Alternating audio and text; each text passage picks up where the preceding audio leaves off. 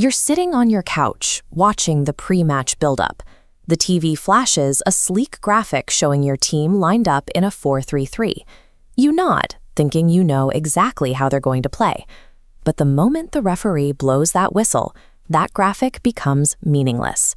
The truth most broadcasters won't admit is that the formation is a lie. We've been taught to throw around numbers like 4-4-2 or 4-2-3-1, as if players are stuck on the rigid metal rods of a foosball table. But players aren't static objects moving on a fixed track. In the modern game, staying that rigid is a death sentence. A team that refuses to move out of its assigned slots will have its midfield bypassed and its defense destroyed. This rigid thinking is a relic of the past. A century ago, teams actually played a 2-3-5 formation, the pyramid, lining up side by side in predictable rows. Early football was all-out attack. Because defending was largely an afterthought, those static numbers actually mapped to what happened on the pitch. But look at the game now. Even your most prolific strikers are expected to turn around and sprint 40 yards back to defend their own half the moment possession is lost. The physical demands of the modern game have outpaced the simple numbers we used to describe it, leaving a massive gap in how most fans understand tactics. Look at the possession kings, the 4-3-3. 4 defenders, 3 midfielders, 3 forwards. The midfield dictates tempo while the front 3 stretch the pitch. But there's a fatal flaw.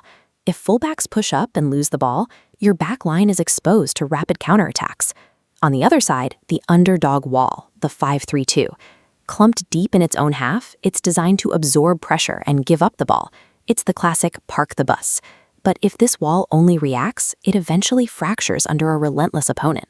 We're about to see how elite managers solve this. But first, what is the most overrated formation in football?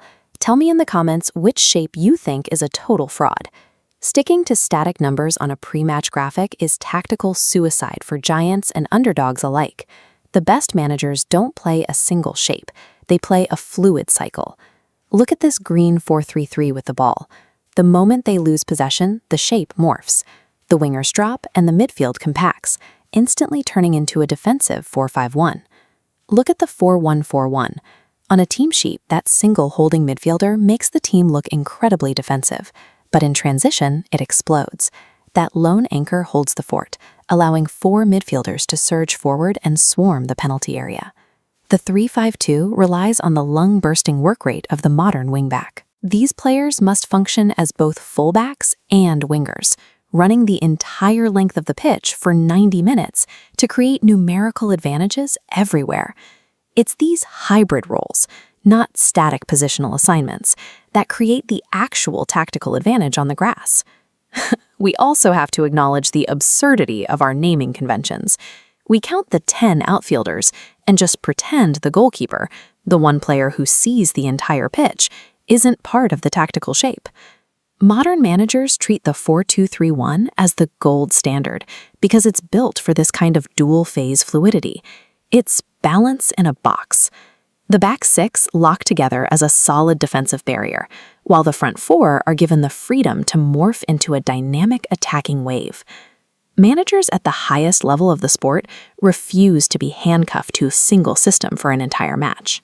In a massive summer tournament where one mistake means elimination, this mid-game flexibility is often the only thing that decides who survives. History shows that the teams who lift this trophy are the ones most capable of mutating their shape under pressure to neutralize a superior opponent. So the next time you see those numbers flash on your screen before kickoff, ignore them. Watch the pitch instead. That's where the real game is being played.